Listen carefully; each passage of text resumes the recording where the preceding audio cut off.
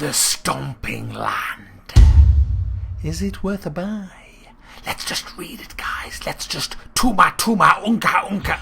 The Stomping Land is a multiplayer survival game about living in a world with dinosaurs.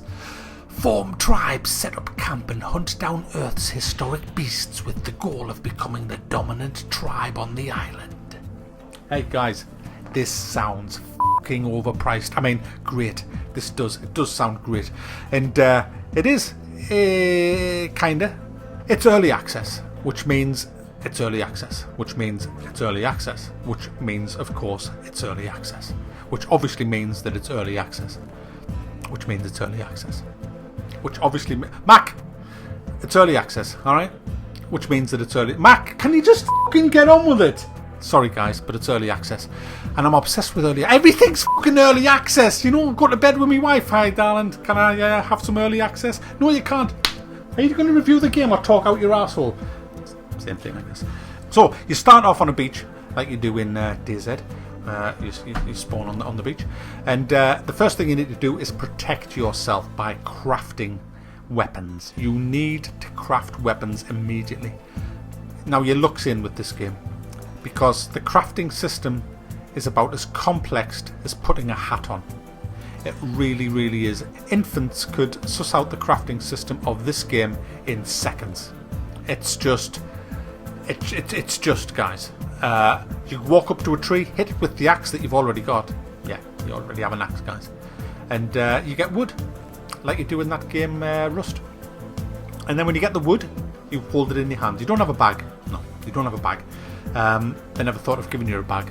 They thought it would be much more authentic that if you drop a piece of wood on the floor and then drop another item on top of it, a basket magically appears, just a little basket, magically appears from the heavens with your 2 items in it. And then if you drop something else in it, you know what happens? The basket expands and grows before your very eyes. It just expands and gets bigger and bigger. And the more stuff you throw in, this basket just grows bigger and bigger and bigger and bigger and bigger and bigger and bigger and bigger. So big you can live in it. This basket is just fucking... You end up with this fucking huge basket consuming you. I mean, yeah, we need that in a survival game, guys, because survival games is all about immersion. And we all know that we all own these expanding fucking baskets that you put stuff in. Yeah, because that's better than a bag. That's better than having, say, a 6-slot or a 10-slot bag. Yeah, and then having to craft like a storage area and then empty your bag into the storage area like we have done in all other games ever made ever. No, not these developers. These have come up with new groundbreaking things like expanding magical baskets. And that sets the tone for this game, I'm afraid. It's absolutely ridiculous. And if that's not bad enough, guys, let's go over there and let's kill a Triceratops. But then bring it back to life with a magic herb, and then it becomes your friend and lets you ride on its back. That's good for a survival game. Yeah, that's nice. Honestly. I kind of wonder who comes up with the... I want to meet the people who come up with these fucking retarded ideas for a game. I mean, they had a game which on paper sounds great. You're a tribe, you're a caveman kind of thing in a prehistoric island. There's dinosaurs roaming around. I love it. I love carnivores. Love this idea. It's like, because that was the trouble with Rust, you see. There was fuck all except a couple of wolves and a bloody red bear running around the place. He once took the zombies out. But with this, you feel like you're in this Jurassic era. You know, you're walking around and you hear these roars and there's fucking dinosaurs all over the place. Love it.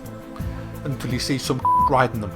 Like fucking John Wayne on High Horse Silver. It's like, fuck off. The immersion just goes straight into the expanding basket, I guess. So they fucked it up royally. And because it's early access, I'm appealing now to the developers of this game. Get rid of the fucking baskets and the rideable dinosaurs. Really, lemon fucking squeezy. Anyway, get on with the game. The crafting is very piss poor at this moment, but it's early access, guys. Did I tell you it was early access? I did, didn't I? It's early access, which means the crafting is very limited, and it is going to get better, obviously. At this moment in time, within 3 minutes 30 seconds, you can craft everything in the game. It's that easy. Oh, torch, 2 wood. Spear, 2 stone, 5 wood. Bow, 2 stone, 5 wood. A bowler, 1 stone, 2 wood. A rope, 2 wood. Shield, 4 wood, 1 stone. Building structures, a TP, 4 stone, 10 wood. A totem, 2 stone, 8 wood. Fire pit, 2 stone, 2 wood. A cage, 15 wood. It's like, f*** off. Really, there was more fucking stuff around than fucking wood and stone in them days. I mean, let's be skinning animals and getting fucking leather. Let's be getting grass, plant fibres and all the rest of the fucker and make some a bit more. It's early access, that'll come. I get what you're saying, I get what you're saying. It was very stable, the game, and it looked quite nice, but it's third person. It's third person. There's another fucking clanger they've dropped. They've made it third. They've only made it third person, guys. And I'm going to show you why third person doesn't fucking belong in any game. Let's be honest. Let's call a spade a spade. Third person should be outlawed. If I ran the country, I'd make it a jailable offence to play a game that was in third person. You'd do 6 months. Oh, you think I'm joking? You'd do 6 months. If you were caught playing a third person game, you would go to jail for 6 months. Simple as.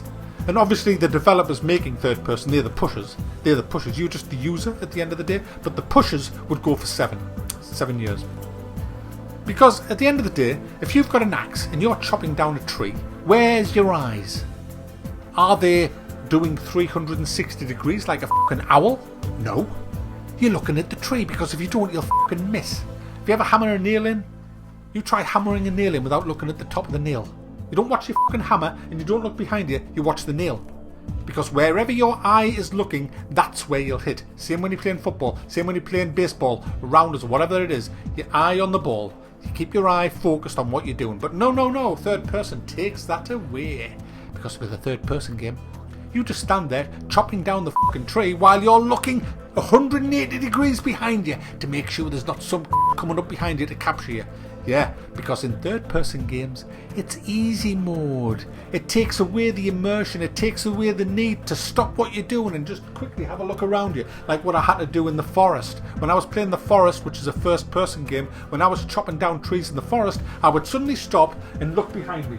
And then look to the left of me, then to the right of me. And I thought, right, it's all clear. Now just start chopping away at the tree again. But not in this game. You just span the fucking camera round and round and round and round, doing 360s while you're chopping the tree down. And that's my gripe, you see, guys. That's always going to be my gripe with third person. Anyway, let's mention some of the good stuff. The good stuff, it's PvP. It's also got a single player mode, but why would you want to play single player mode when you can play online multiplayer? Yes, it is a bit hectic and people will go around killing you for nothing, but you're always going to get that. But one of the things that this game has that's really good is it has this ability to form a tribe. You build a totem pole and anybody can come up to that totem pole and offer food to join your tribe, and you form a tribe and you all stick together and build a little community of teepees. You'll get bored after about 20 minutes, like when you've built every fucking thing imaginable, and then you're just sitting there looking what to do. So the only thing you can do after that is go around capturing people by throwing the ballers at them and then dragging them back to your little camp and throwing them in the cage, which is rather amusing. I've always wanted a game that you could do that. It's really, really good fun. That I like that. That's a great thing that they've added. However, you're gonna get bored.